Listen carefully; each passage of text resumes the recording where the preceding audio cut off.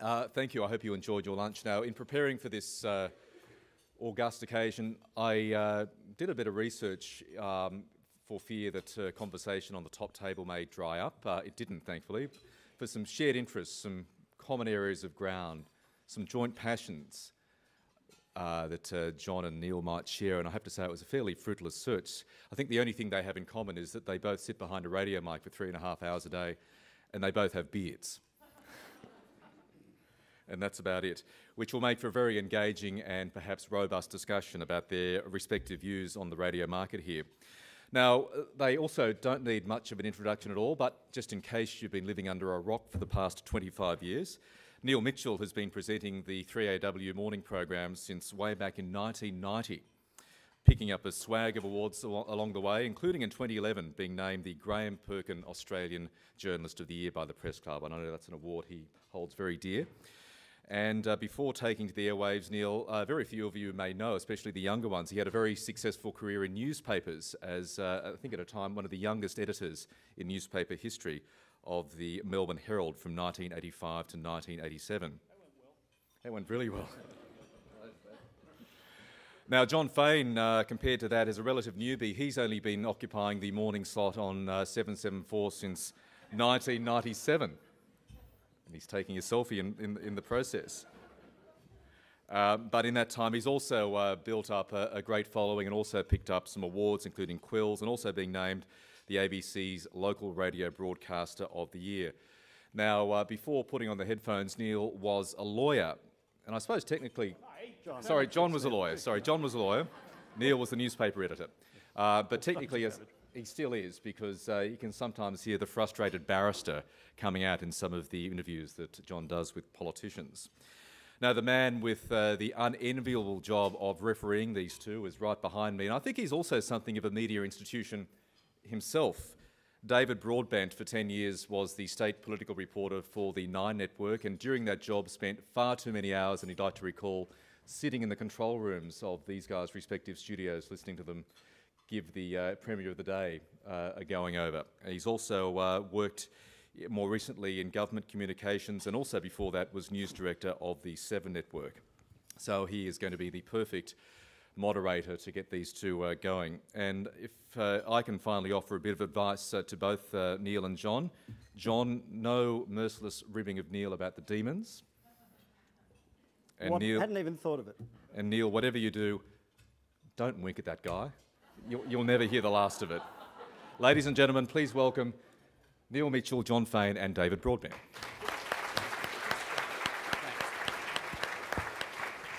Thanks, Michael. Is this going? Yep, thank you, Laura, a fair bit. Thank you. Thanks, and welcome again to what's indeed going to be a pretty special day, I hope. And again, special thanks to our two guests, both of whom have huge off-air commitments in community service in their own private lives, and so we are really grateful to have their time again. Just on that business about spending too much time in their control rooms, I'm sure, gentlemen, you'll both understand when I say one of the great consolation prizes of not doing daily politics anymore is not having to listen to you. I can now listen to you as a choice and a pleasure. And there's been many a well-planned news day disrupted by these men, and too many to mention. Now, look, we know they dominate the ratings. They've got real extraordinary influence in this town, and as I say, all too often change the agenda. Now, a lot of us were here for the last Stoush, as it was billed. I think it was billed as the Clash of the Titans. I know John's very concerned about this fight agenda, the language, I mean. Yeah. But of course... We're very collegial at the ABC. Yes. Yeah. But unfortunately, Neil had to pull out pulled out at the last minute and sent his understudy and producer Justin Smith in as a sort of sacrificial human minesweeper to test the level of fibre. That's not, of course, true. I rang Neil when Neil was very unwell on the day, and I can tell you how disappointed he was not to step into the ring that day.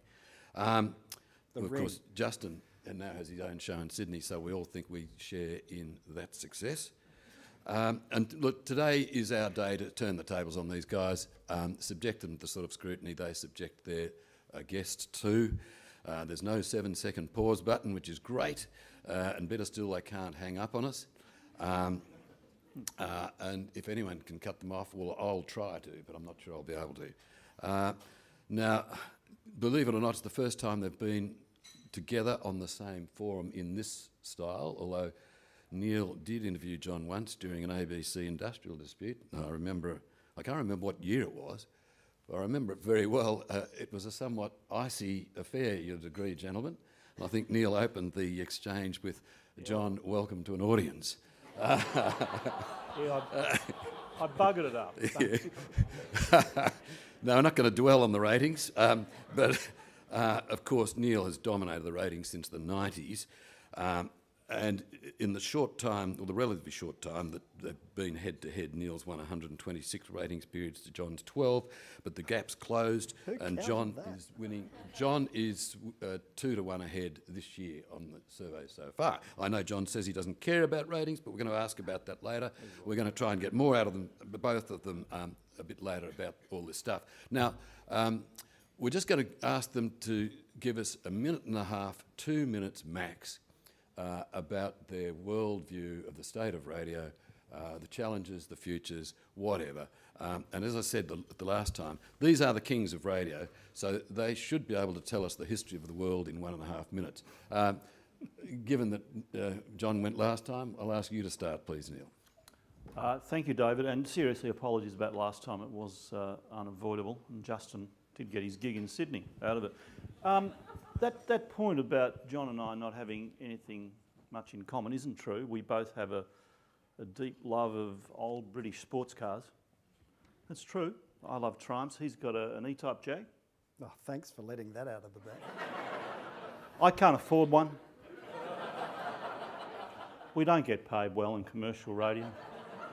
Not like the ABC. I read your salary levels everywhere. Thank God they didn't get commercial. I want to start with... Just tell us, what do you think about the state of the industry in 90 seconds and what its future is and what the challenges are? There's the immediate challenge. Is No radio comment. in good shape? No comment. No comment. No, I've got a proposition for John, and this goes to the heart of the state of the radio, or the industry at the moment. I think the industry is in massive turmoil, including radio. It's obvious with newspapers and all other forms of communication that the audience is changing, their needs are changing. I don't think we've quite twigged to that in commercial talk radio. I don't know about the ABC yet, that just how much we're part of this revolution we keep hearing. I mean, we hear Greg Highwood's going to close newspapers, he's not going to close newspapers. We hear different versions of TV news going for an hour. We see Twitter, we see the online model struggling to make a quid. And I think certainly commercial talk radio, and probably the ABC, has got to address and is starting to address this change in the news cycle, in where people get their news and their demand for what they want from us. And we've got to think it through, and I think we're all putting some work into that. But that's the short version, but that leads to a proposition for John. I think we need a unity ticket. The Mitchell-Fain unity ticket. The bloody politicians... Mitchell-Fain or Fain-Mitchell? Oh, whatever you like. Whatever keeps you happy. Yeah, fair. I think the politicians at the moment are playing games with us, with other media, and I imagine this happens with John as well, but we'll get a call from the Premier. What's wrong? You want me to shut up? No, keep going. We'll get a call for a minute. We'll get a call from the Premier's office or the opposition leader. Any politician will ring and say, oh, you can have such and such at 8:35 tomorrow morning. And you look at the news list, I don't want him. You say, all right, we'll go to Fain. And I imagine similar things happen to you. They play one off against the other. Now, they're entitled to do that. That's part of the game. I want a unity ticket where we decide to treat them back in a similar way. What do you think? Right. John? I'd like to just make a few things clear. First of all, I've suggested several times to the press club that having three middle-aged blokes sitting in front of an audience talking to each other and representing the industry I'm talking to the guests. Completely inappropriate. But and I think it's a real shame that there aren't any women involved in the presentation of the day. I also want to acknowledge the traditional owners of the land on which we meet, and I'd like the press club to do that as a regular thing at its functions as well. And I don't mean the Bayous, by the way. So just to get those things out of the way. Wish I'd said that. Yeah. And the one-upmanship will probably continue. It's kind of like an elaborate, expensive pissing competition at lunch today. Look, I think it's interesting, Neil, that, yeah, we share some technology, but I don't know, as I said last time, we don't share values. So the reason why I do what I do is I suspect somewhat different in some of its fundamentals to what you do and why you do what you do. So, how do you know that? So, well, this is what we're here to thrash out, so I'm not afraid of it, so let's go. I think the whole purpose, as I understand it, of commercial radio is to generate profits for Fairfax in your instance, or, you know, for Alan Jones and his mates in their instance, and so on. And quite frankly, I reject and discard everything that those sorts of shock jocks stand for in Sydney, and I think it's a great credit to Melbourne radio, commercial radio, that it's never gone down that path, and it's a great credit to you and to your colleagues and Steve Price and people who've been in those chairs there. No credit. That when you have, and Stan Zemanek tried it in Melbourne and it completely collapsed. I think it's a great credit to Melbourne as a city that Melbourne commercial radio has never gone down that path, and I salute you for that, because it must be very hard, because it's a model that in your industry is very much, you know, the default setting. But at the same time, the ABC exists for completely different reasons, and we pursue completely different agendas. So I hope it doesn't upset or offend you, but in fact what you described as the way it works is not how we see it working at all. And in fact, years ago when I started, so 18 or whatever years ago it was when I started doing the morning shift, we did find that we were chasing the same people as you time and time again. But in fact, these days, I think it hardly ever happens. Just on shock jocks. We were very comfortable here last time and congratulated ourselves on how Melbourne was free of shock jockery, and it was all very civilised, and you attributed it to a series of premiers taking a bold stand or something. I'd just like to listen to something for a second, and Daniel, could we have the first clip, please? Can I begin by asking you if you could say after me this? As a senior member of the Abbott government, I want to say here I am totally supportive of the Abbott hockey strategy for budget repair. Now, Neil, apart from a matter of style, what is that fundamentally different from your asking Tony Abbott to sign a piece of paper saying work choices were dead, buried and cremated? And I gather you've still got the bit of paper. No, a producer pinched it and disappeared. I didn't ask you to, you volunteered it. I thought you demanded it. No. Well, it's gone into legend that you demanded it. One of his minders, in fact, said, why the hell did he do that? But he did. No. Is it different? Yeah, Alan Jones is coaching him. Alan Jones is a cheerleader. Now, all right, you can say what side talk radio takes in this town, in commercially, you can say we're to the right, but I'm not a bloody cheerleader for the government. I'm not going to sit down and minister. He told him what his first 3 questions were before he went to air. I don't deal that way. And I think it's quite different. Tony Abbott seriously did say, I will put that in writing. I said, right, there it is. John, Trick, gimmick, yeah, sure. Any different from accusing the Prime Minister of political cowardice for ducking GST questions? No, I thought that was the best question I could think of on the morning. Part of what pisses me off about Winkgate, as it's been dubbed, is that it's completely obscured what I thought were some really important points that came up earlier in the half-hour encounter, and they've been completely lost. I mean, he fluffed the university fee issue. He made up policy on the run. He got the doctor's co-payment wrong. He didn't know his own budget details, and he copped a pasting on a whole lot of other issues. And it is cowardice to strip $80 billion out of the states without saying how you think it should be replaced. That's not leadership. That was the question to him. I don't mind being tough on these people. They pretty much expect it. No apologies there at all. I mean, I try not to be rude, although I'm accused of it all the time. Did you interrupt him 37 times? I hope so. Yeah, I agree. If he was talking crap, he deserved 47 or 57. So where's the same approach. us, really? I mean, the issue is if someone talks crap, you interrupt them. You don't let them just fill up the time talking. I thought that was only the shock jocks did that. No, but I mean, the point about Sydney, and I mean, I'd be really interested in whether or not you are prepared also. We can have a unity ticket on this. Gee.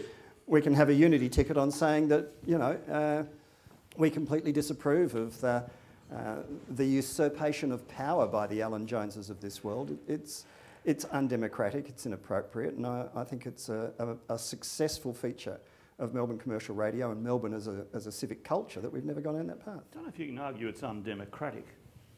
I don't think, I mean, he's got a microphone, somebody pays him to sit behind a microphone and people listen. I don't think that's undemocratic. I don't agree with the way he does it, a lot of what he says. I think he's got a brilliant brain, by the way, and I think you have to look at his broadcasting record and say he's been a magnificently successful broadcaster. But I would rather be on the dole. Do what he does. He's been found by no less an authority than the regulator to be corrupt and unethical. That's pretty much for me where it ends. Now, just I can say that without being sued. It's a matter of record. Yep. There it is. Daniel, and just for the fun of it, we've got another one. There's no challenge to his leadership. No, they're suggesting, Malcolm, precisely because you have no hope ever of being the leader. You've got to get that into your head. No hope ever. But because of that, you're happy to chuck a few bombs. That was bombs. Any sort of reaction to that? Why are we listening to this tweet? I wanted to ask the question, is it simply a matter of style and delivery? Both of you say equally provocative things. Is it just that you're a bit more civilised? I think there's a big difference in a lot of what you see in Sydney, which they call the pick and stick philosophy, which I find deeply offensive, where you say, OK, we've decided we're going to pick him and stick with him no matter what he does. You don't judge individual decisions or actions on the basis of whether they're good or bad. He's my mate, I look after him. That's the most offensive thing I find about that style of radio. John? Completely agree. Speaking of interruptions... What's with this values difference? We could agree. I'll go back to that if you like. All right, go. No, speaking of interruptions, believe it or not, John interrupted me when I asked this question at the last encounter, so I'll try it on you, Neil. Unlike, or not to anywhere near the same degree as television or newspapers, it is your show. It's called The Neil Mitchell Show. It's not called the 8:30 program or the 3RW Morning Show. It's driven by your moods, your contacts, your whatever, and, you know, the play of the day, how you interpret things. And so the question I put is, can you do this job without a massive ego? I don't think you need a massive ego. Obviously you need an ego, yes, and you need opinions. But I also find the audience has got ability to puncture that ego if it gets out of control. And that may again be a Melbourne thing. I suspect it is. I don't know how many times I've had the audience bring me down to earth. Yes, of course you need an ego. And of course you need some self-confidence. But you're also fragile. And I think radio can make you more fragile than most other mediums because it's such a personal medium. You're on the line. If it doesn't work, it's your fault. If you're editor of a newspaper, it's that stupid bloody sub or, you know, the reporter or something. When did you last feel fragile, Neil? Let's be therapeutic here. I'll see if I can help you. Do you understand fragile, John? Oh, yeah, you betcha. Really? Oh, yeah. Oh, I haven't seen it. Have a meeting with my boss one day. I think if Okay. I feel ask my staff. Oh, don't ask my staff. I feel fragile most days. I think we all do. If we're self-analytical, which I think you need to be in this business to do it properly, of course you feel fragile. Jeez, I stuffed that up. I could sit down after any interview. We are our own harshest critics. Yeah. I think we probably have that in common. But I think that's true for lots of people who are driven, whether they're in the public eye and public life or not. And being your own harshest critic is good. It keeps you on your toes, and that's what makes you, you know, get up at ridiculous hours in the morning and do huge amounts of work and carry the stress that being live to air for 3.5 hours necessarily entails. And you know, you've got to have a certain confidence, I'd say, rather than a massive ego. But I think what we are seeing, and you know, in the interests of being entertaining today, and you know, taking pot shots at all sorts of people in the industry, we are seeing the emergence of more and more people with very thin skin in the media, and I think it's really, it's not a good thing. Who do you think? If you dish it out, you've got to be prepared to cop a bit back. And one of the things about live radio, and maybe there is more in common as we explore this, if you are on air and you are accountable to an audience, then yes, it's a great bullshit detector. Whereas if you are on the internet, or you're a blogger, or you're in print, or you're on TV, you don't interact in the same way with a live audience. You're not as accountable, and I think that's where you get some people, and we're seeing a remarkable number of them with very thin skins and people who are very defensive. I'm interested by the thin skins. I thought that perhaps people were becoming less inclined to feel criticism. I think there's more and more media playing the man, not the ball. Oh, that's I think there's more and more. I mean, the other day, what was it I noticed? Oh, it was in the Sunday Age. Annabelle Crabb wrote a column about a journalist who'd written a column about a journalist who was reviewing a journalist on television who was analysing something a journalist had said on Sunday the week before. It was this ridiculous thing where basically it was media people chasing media people, and it was like the public didn't have a role in it. And personally, I find that really boring. And much as we're obsessed with who's scratching who and all the rest of it, I don't think it's paying much respect to the audience. So you're not thinking of the Highwood Chris Mitchell thing? Well, both those newspapers, the Australian does it obsessively, and they, Hedley Thomas can attack me all he likes, I really don't care. The Australian will run over this Royal Commission. They've had leaked statements from the Royal Commission day after day after day, and they publish them on the front page. And then I get a leaked statement from the Royal Commission, read it out on air, and they write a whole thing about how outrageous and biased it is for me to do that. I mean, that's just, how can you possibly be so lacking in self-awareness to publish that shit and expect people to read it and not go, hang on, but you guys do this every day, what's the difference? But you're not concerned by it? I'm not. I'm in fact using it. I'm quite happy to put it out there in front of, a couple of hundred peers and say, who do these people think they are? Do they not understand that they're under scrutiny for what they do, and they're trying to put us under scrutiny, and they've got almost no insight into their own behaviour? It's almost bordering on comical. Gentlemen, speaking Hello, of Brody. unity tickets and egos, we've got one more little grab first. Hang on, Daniel. It's not Alan Jones Before again, no, you'll like this one. It's a local one. Before we go to a couple more questions, and then I'm going to throw it open to the floor. Daniel? Robert in Trent. Good morning, Robert. Oh dear. Good morning, Neil. No, this is John Robert. Neil works somewhere else. Once the pitch is through, we could probably find the number if we had to. Yeah, look, no, I think you'll do, John. Look, what I'd like to talk about is I work. Yeah, but then what did Mick Gatto do this morning? You didn't interview Mick Gatto, did you? Yeah, we had Mick Gatto on at 8:45, and then I heard later in the day you had him after the 9 o'clock news. Is that right? Where are your values? I know, it's appalling. Did he call you John? That's very commercial. Did he call you did John? call me John. He did call you He John. said, John. Mick can call me anything he likes, believe me. It happens all the time. It does. It's all right. We said we Microphone, weren't going to dwell on the ratings, but John insists the ratings don't matter to him. He's right. Do they matter to you? No, not at the moment. 126 out of... No.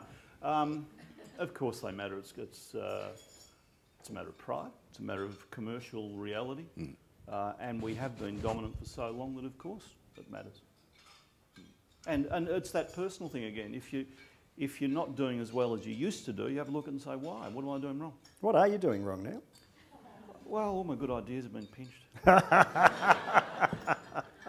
I mean, look, we don't live or die by the ratings the way commercial radio does, so we keep an interest in them. Obviously, we look at them when they come out, but I can honestly sit here, I can swear on, on a stack of Royal Commission Bibles that I don't know when the next survey comes out. It's not in my diary. I don't kind of, govern my life by it, but obviously when they come out, I look at them and I go, oh, okay, and keep a close eye on what's going on. But what are they? I mean, ratings are but one measure of what we do. Lots of other things measure what we do. To me, the measure every day is whether the lights are flashing on the telephone. Yeah, if the lights aren't flashing, I'm doing something wrong.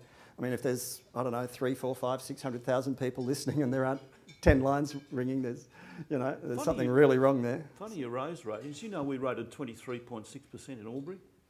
That's true. So came out yesterday, first time in 9 years. So we've got to get the audience connected. We've got to get the audience hooked, and if we're not doing that, then to me that's much more important. If the texts aren't scrolling through, I think it's 30 to a screen. If the screen's not refreshing with 30 new text messages every couple of minutes, then I'm not hitting the right buttons. If I don't hit the right buttons, I haven't got an audience. It's the easiest thing in the world to turn a radio off.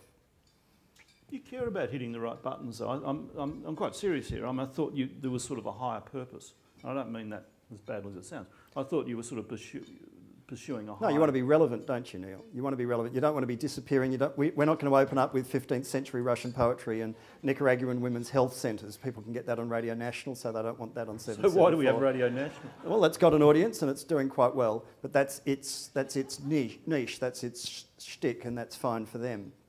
But... So you want audience, but you don't care about ratings? Well, we want an audience because we want to be relevant, because we want to fulfil our obligations under the ABC Charter. Measurement So we won't do anything to get an audience. We could go down market, we could get an audience. We could do a quiz and we'd get an audience. We could do more football, we'd get an audience. But we won't do those things. So you'll be relieved to know you've got that stuff. We did something the other day. We had a guy. When did I last do a quiz? My producers got a guest to come in, because he was my identical twin. They thought it was hysterical. There was this guy over from Harvard to give the Graham Clark oration about some nanotechnology, and my producers thought it was funny because he was like my long lost twin brother. And they said, oh, we've got to get him in. We've got to work out a way. And it was really obscure and it was really like high science. And we got him in for the gag, but it was half an hour of nanotechnology and he made it work. And the phones rang off the hook and we had people sending us in messages saying, that blew my brain, now I understand they're using digital technology to do drug trials instead of human and animal trials. It's absolutely mind-boggling. But it was a real risk to do it for half an hour and it worked. You said you don't want to go down market just for audience. Do you think you have a bit? Do you? Yeah. Okay. Quite, but I mean, I see a rundown, obviously I don't listen all that much. But do you think you have... So the guy playing the harp in the studio today? And No, I can't go to specifics because I don't listen, and you know, obviously. Do you... Oh, come on, you podcasted on the way home, don't you? abc.net.au/Melbourne, if anyone wants to see that. Well, do you think seriously, I mean, you've got a commercial producer. Do you think seriously you have changed the flavour of the program over a period of 5 or 6 years? We're constantly fine-tuning, as I'm sure are you. I'm not aware of pinching any of your regulars the way AW tried to pinch and did pinch a whole lot of ours. Who did we pinch? So, you know, we try and look at what we do. We try and respond if we get feedback from the audience. We go, okay, we've got to take that into account. Just to finish on that, we're way too white bread at the moment. We, on air, do not reflect Melbourne as a city. This room doesn't reflect Melbourne as a city. We've got way too few people on air who are other than, you know, white, middle class, middle-aged and too many men. So we're really working hard to change that. We're introducing a whole lot of talent on air. I mean, to me, it was enormously important that when a Jew went on holidays on Talkback in Melbourne, Walid Ali, a Muslim, would replace him.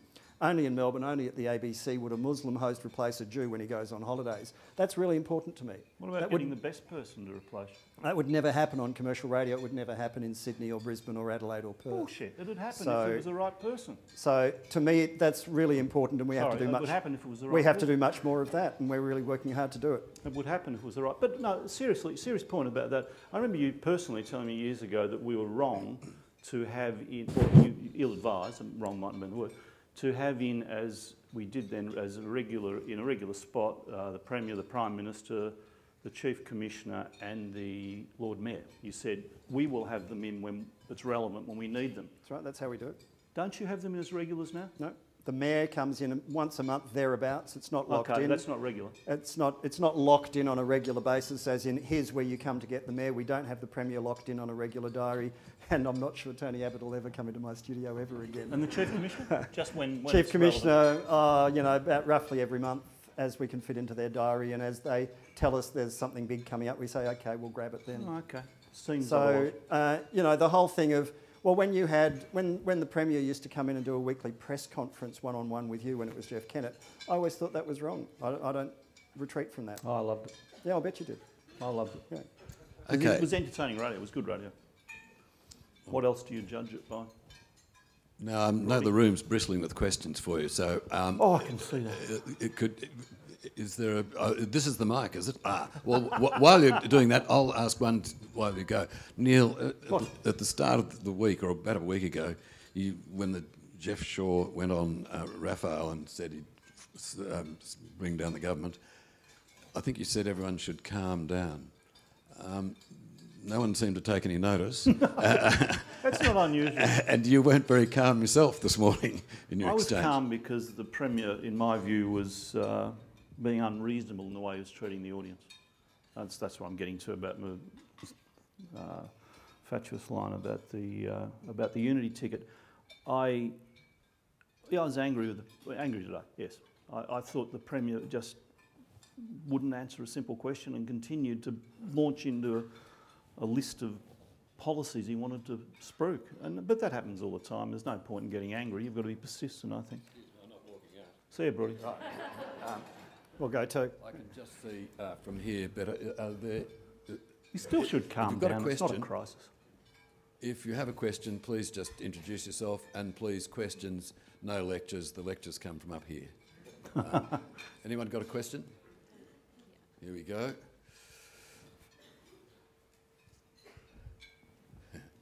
Have you organised a few Dorothy Dixes now? Oh, yeah. Planted a few? My name is Jim Clark. My question is directed to John Fain. John, I appreciated your suggestion that the Melbourne Press Club acknowledge the traditional owners of this land every time we have a meeting such as this. You broadcast from South Bank. Why is it that you don't acknowledge the traditional owners of the South Bank area at the beginning of your program each day? Thank you. I'll give it some thought, and I think it would become a bit tedious if you did it every morning, but maybe every now and again we should. Thank you. We have as many Indigenous contributors to the program as we can fit in, and it's a concerted effort on our part to try and address the sentiments, if not the actual words that you're recommending. So thank you. Questions? Well, just back on regular guests, if I may. Neil, how do you stop, and John, because however irregular your guests are, you have to form relationships with them over time. I know Neil, Kennett, had its moments. How do you stop becoming too familiar with irregular guests, either becoming a captive of them or burning them off and they'll never come back? Well, I think I've burnt Tony Abbott off. I can't see him coming back in a hurry, but that wasn't my fault, despite what some people are saying and writing about Winkgate.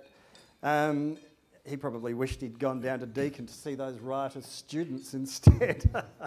But we have a relationship with all the people who we want to attract to the studio on a regular basis. So we try and maintain a good relationship with governments and opposition leaders, with senior political and business figures.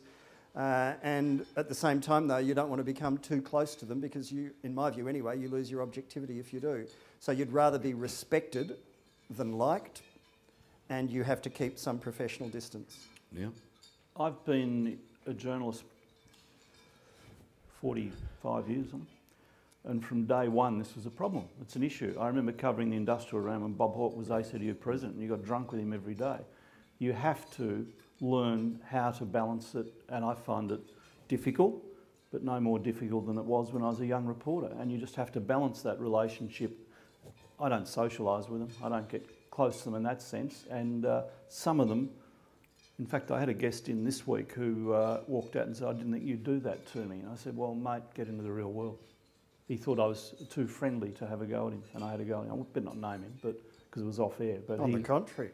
He didn't understand it. We'll have to go through your rundown. Again. Can we talk about values? I don't understand this values thing. Yeah, go on. Yes, back Ask on away. values.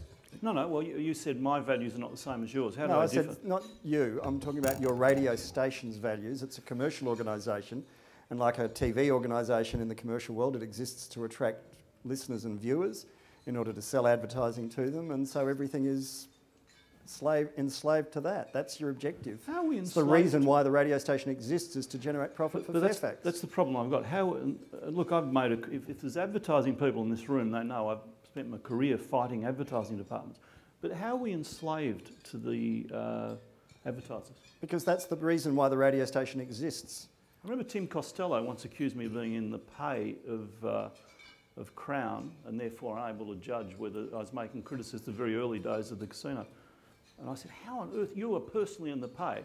Because we took advertising from Crown. I've never had that sort of influence exerted on me in radio. I did newspapers, but not once in radio has management come to me and said, we are enslaved to the advertisers, do this. And likewise, management don't come to us and tell us what to say or think. Is that what you're suggesting, that we're No, I'm saying that point? as a commercial organisation, the reason 3AW exists is completely different to the reason 774 exists. And I accept that, but the next point is we're enslaved to the advertisers. How? Well, those are the values of the radio station. You exist to generate profits for the shareholders of Fairfax. Yeah. That's why you're there. So you make room for ads. You don't make decisions based on entirely on editorial considerations. You've got to make room for advertising. You've got to include. You've got to think about what's the demographic we want to try and connect to. What do we want to sell the ads to the audience? So we make decisions based on the demographics that we're attracting. We don't do any of that. We don't give a shit. We take risks all the time. We put minorities to air. We put people to air who have got absolutely no guaranteed connection to the audience, and we do it because we think that's good for the community and that's something we need to do. No one else will do it, so we will. And crap. John, crap. That's wrong. Okay. We do not operate that way. We'll have to agree to disagree. But hang on, I work there. I'd know. John, you have said before the ratings are irrelevant, but I think we started on this last time, we didn't get very far. You have to recognise that there is a threshold below which your audience cannot fall for you to continue in the job. As unlikely as it is, I'm not saying it's going to go. Could If happen tomorrow. if they went through the floor, somebody at the ABC is going to care about the ratings. Yeah, otherwise Ranald would still be there, wouldn't he? You do concede that, don't you? I mean, at what point do you think Wish he somebody... was. John, do you think there is a threshold at which somebody in the organisation will say, John, what's going on in your program? I've never had that conversation with the manager. I've never heard that conversation. We've had, over my time there, we have had some shifts in day parts of 774 that have been significantly less successful. But if people have been let go, it's never been, on the face of it, and to my knowledge, I can say this with a complete straight face, I've never known anyone to be let go because of ratings. There's always been other things that were thought not to be working about the show. I suppose the flip side of that is your television news, it's rating brilliantly, and that is probably under-recognised.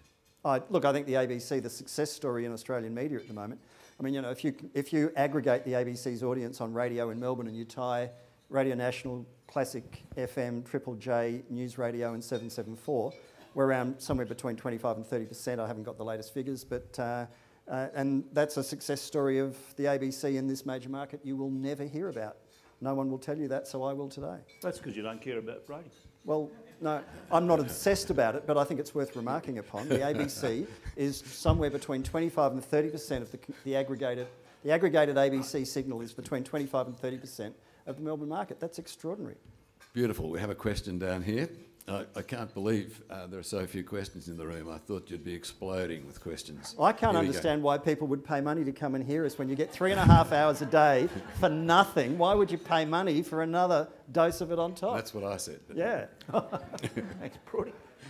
This is for John. Sorry, it's Madeline Heffernan from Hello, The Age. I was wondering, do you think any journalists from commercial organisations all journalists from commercial organisations are inherently compromised, or is it just commercial radio that exists? I think what we've seen with lots of commercial radio stations, and I've already congratulated 3AW and the Melbourne market for being distinctly different to Sydney, but I think the risks are much greater. I remember once visiting a commercial radio station when they offered me a job some years ago and was astonished to see that the marketing department was bigger than the news department. And that just hit me. And I thought, holy shit, that's extraordinary. And that's the reality in those organisations. It's completely different. But didn't answer the question. And so newspapers are very different beasts to radio, but I think radio is particularly vulnerable. And I think the reality is that increasingly in all sorts of ways, commercial considerations are swaying editorial decisions. Where? Product placement all the time. In television programs and in news and current affairs programs. It's endemic, and anyone who thinks it isn't must have come down in the last shower.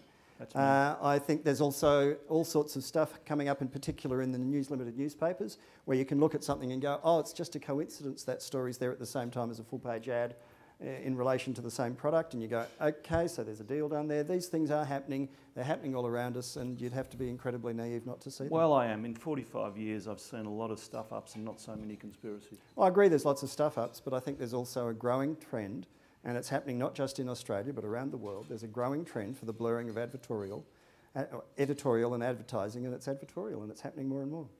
Television, radio, and in the online space all the time too. How about television, yeah. Newspapers sometimes, well, I don't know. I don't see it happen at AW, but it may. You both referred earlier to social media in passing, being in touch with your audience through text and things. How dramatically has the texting, social media thing changed your programming? Oh, phenomenally. If you think about it, I mean, how many people in this room would ever ring talkback radio and go to air? Anybody? Anybody? Probably not. So, you know, we've got one.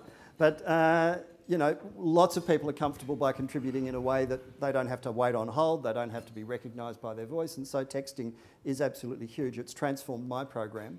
It's really hard. It's probably the hardest part of what I do because I've got to try and moderate text screens at exactly the same time as I'm doing everything else. But I love it, and I might say also it's great. People suggest things to you and you can incorporate it. and they often come in with text in with better questions than the ones you've thought of, so that's really good too.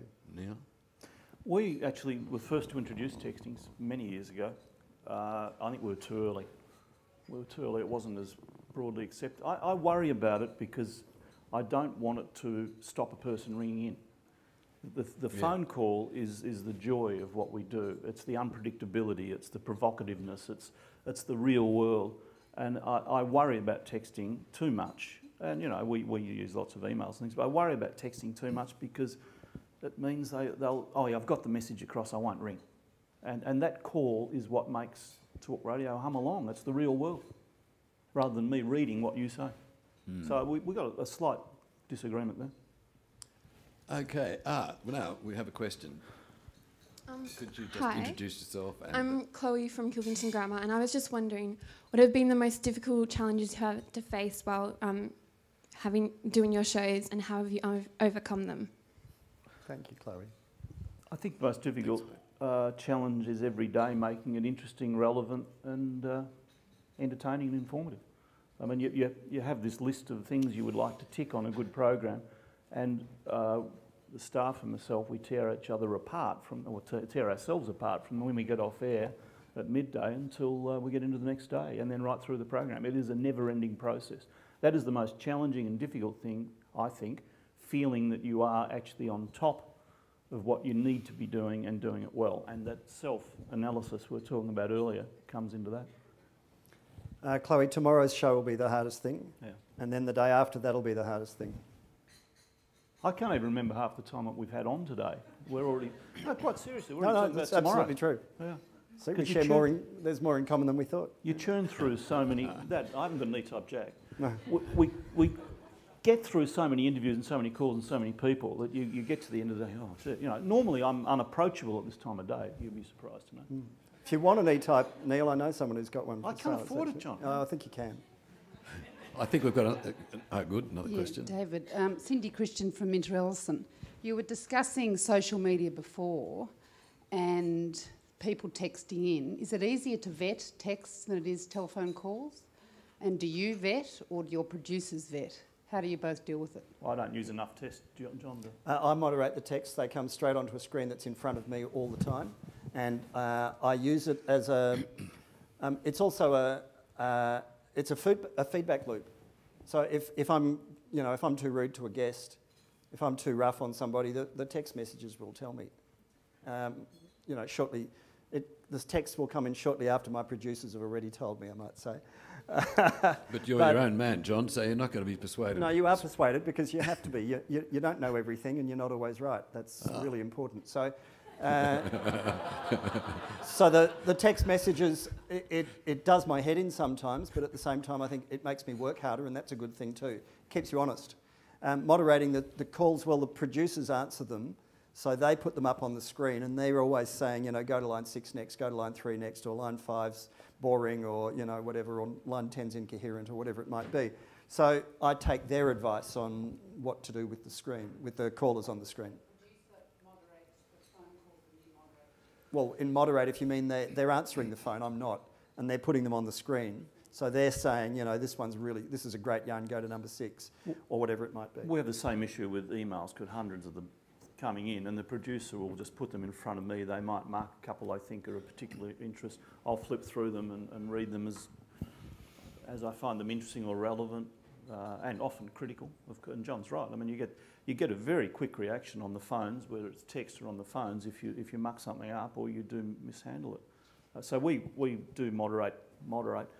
I do edit, judge the texts in those ways. And not the text, the emails. I'll also I might get a 4-paragraph email and cut it down to 1 paragraph, that sort of thing. And our calls also are answered off air and put into an order of relevance, interest, any other number of criteria. And occasionally I'll jump around the boards and I want that one because that interests me. The other thing about texts is what I love about them is I can read out 10 texts in the time it would take one talkback caller to spit out whatever it is they wanted to say, and I can give a much better variety of views, opinions and the rest of it by summarising the texts, and that's like 10 calls in one, so it gives a better cross-section of opinion. Rob?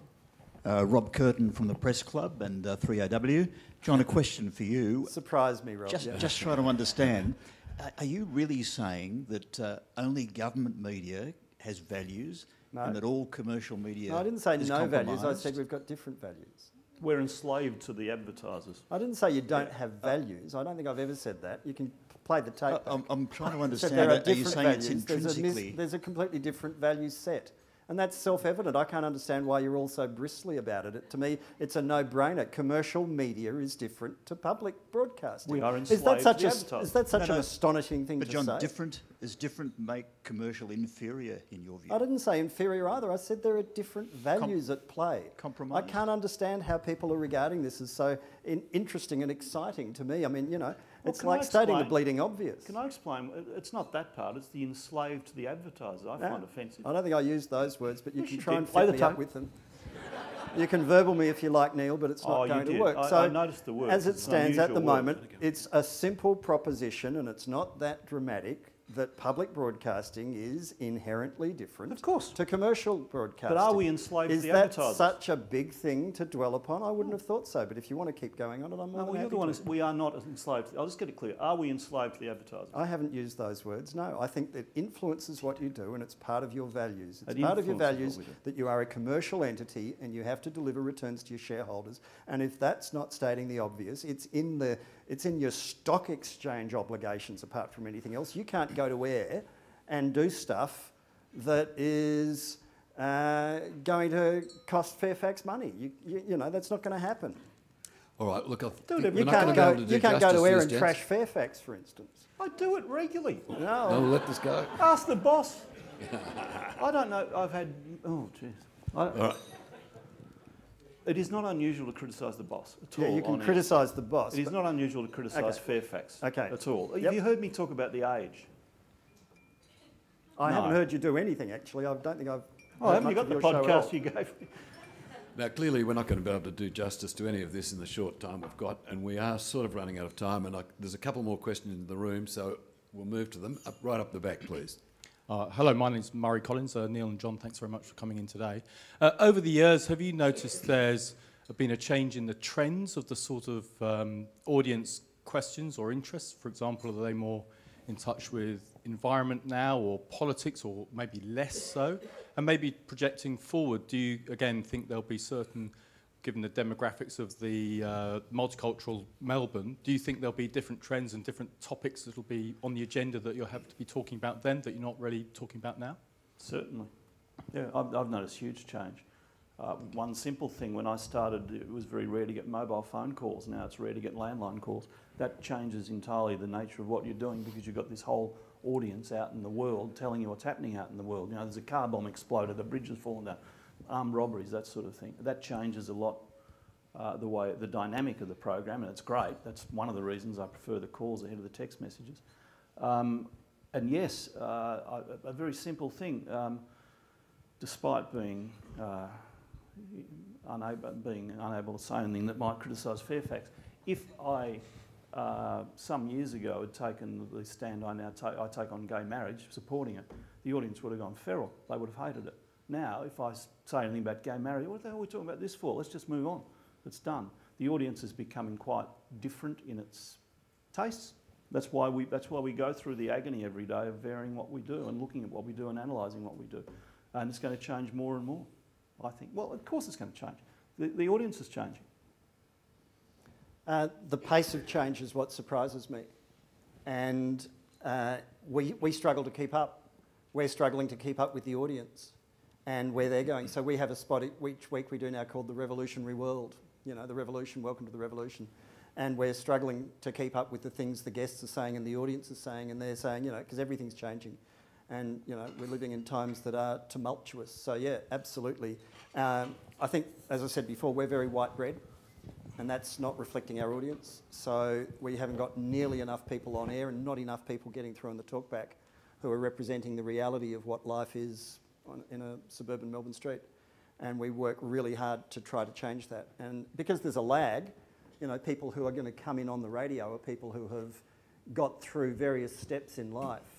And so, you know, there are students coming through journalism schools now from some of those ethnic communities, for instance, but we want we want them on air and they're not ready yet. So we're really working hard to try and find people representing the Indian, the Indo-Chinese, the Vietnamese, not just Italians and Greeks, because they're the people who are coming through from their parents' generations, for instance. So we think we have to double our efforts in that regard, for instance, and that's making a huge change in Melbourne, and that should be reflected on the radio. I don't feel that we're that white bread. You might say we are on air. I'm not really sure how white bread you are because I really don't listen. But I keep telling you that, John. Thanks. Yeah. But I think we've got to work harder at it, don't you? Do we agree on that much?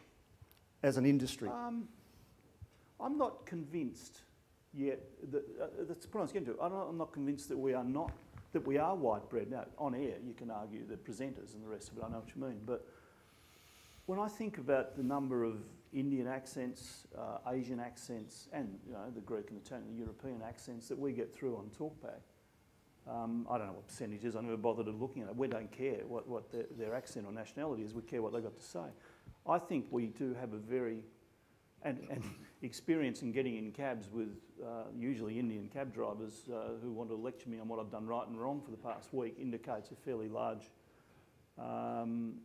Indian audience. It's something you've got to be aware of, obviously. But I don't feel we are as white bread as you're saying you're worried your audience is. I don't sense that. Well, when I get on the 512 every morning and get off at Flinders Street and have a look around me, and I think, well, this is a different Melbourne to the Melbourne we talk to every day. Gee, I know. And we can't just talk to Camberwell and Glen Iris. We've got to talk to everybody. We've got to talk to the western suburbs. We've got to talk to the outer suburbs. And we've got to work really much, much harder at doing that. Gents, some of us are running out of time, but there is another question here, please.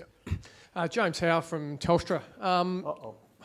It's all good. I didn't say it. One thing I'll speculate that you both might share a same view on is the rise of public relations people. How do you overcome the resistance and sometimes the challenges that they put forward, but also balancing their side of view that sometimes they have stock exchange obligations or things before courts that they actually can't disclose as much as they'd love to talk to you, or they instead would like to talk to their employees, for instance, beforehand. Do you respect those points of views, or is it just ingrained that there's a difference there? You know I respect them. I'm enslaved by the advertisers. I'll pay you later. No, of course we understand the role that they play, and it's a vital part these days of doing business. But what we don't understand is how sometimes corporations will try and hide behind somebody who's a paid PR flack.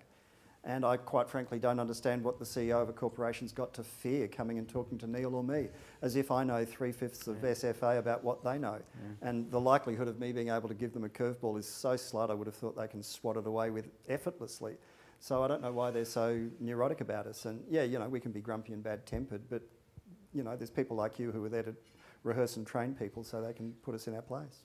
Now, gents, you insist you don't listen to each other, but I've got to ask, is there anything you particularly admire in each other? Starting with you, John. I admire Neil's longevity. I know how hard it's been for me for 18 years. I joined the ABC in 1989 and got swung around to starting to do Talkback in 1990, filling in for Doug Ayton and then Ranald McDonald and people back then. And I've been doing this shift now 3.5 hours for, 18 years. And I know how it's prematurely leading me. Well, I've avoided divorce. I'm on the way to dementia and skirt every now and again with disease. And that making it sustainable is my highest priority. So I totally admire Neil's longevity. It's extraordinary and comes at, I'm sure, some great personal cost. Neil? John does a good program. He probably does the best ABC program, news program in the country, and I think he should move to Sydney. And thank you very much. E-type. All right, well, thank you. Unless there's another question, I can't... Oh, well, sure.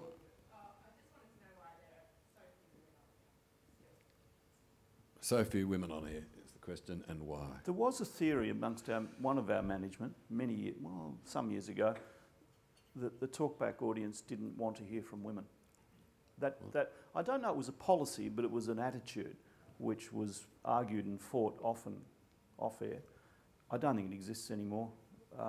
We had Caroline Wilson did the major shift on Drive for some time. I don't. We've got Kate Stevenson fills in on the breakfast pro.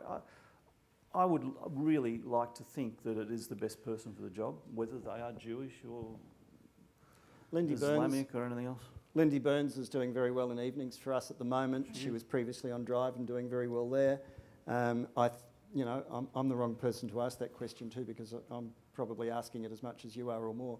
And we work hard at trying to develop some of the talent that's coming through. When I was away recently, Ali Moore filled in for me, and then Nicole Chavastek, I nearly said Nicole McKechnie because she's sitting next to me. Nicole Chavastek filled in, and she's doing regional drives, so that's really good for the ABC.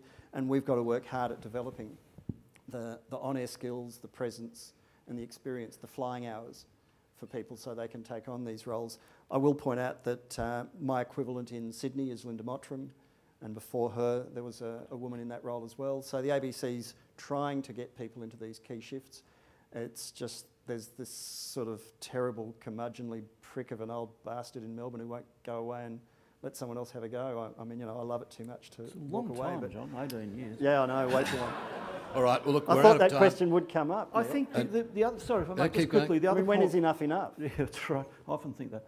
The other point is really that I haven't done the numbers, but I would assume just that the number of female producers at AW far outweighs the number of male producers.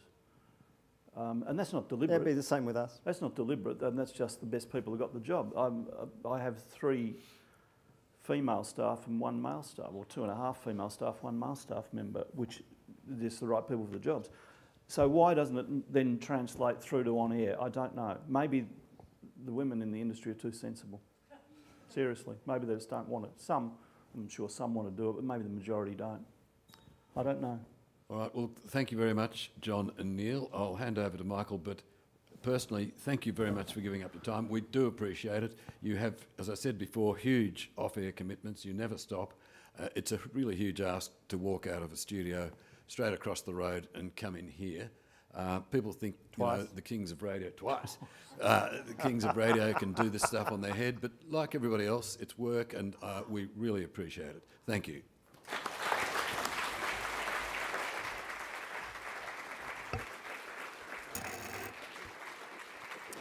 And just very briefly, I'd also like to thank both Neil and John. John, I'd love to see your E-Type Jag anytime soon, so if you could drive it into the studios tomorrow. Not tomorrow, no. Perhaps not, no. And also, please, thank you very much for who I think was a fantastic moderator, David Broadbent. Thank you all for coming, and have a great day.